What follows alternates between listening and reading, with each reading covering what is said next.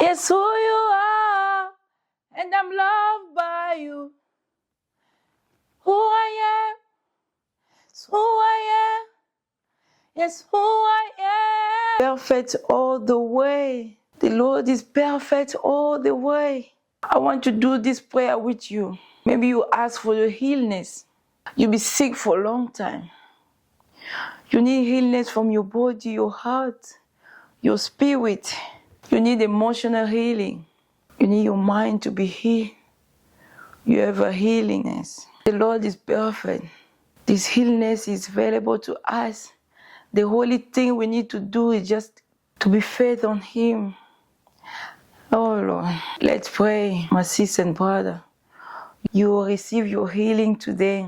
Let's pray. Lord Jesus, we thank you for your healing power. I lift up every person who's watching this video. And I ask that you can touch one of them right now with your hand of healing.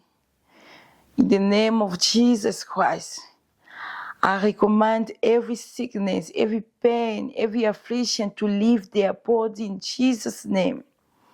Let your peace and the restoration feed their heart, feed their mind, feed their body. We trust in your time and your perfect will. In Jesus' name we pray. Amen. I'll see you soon. Bye.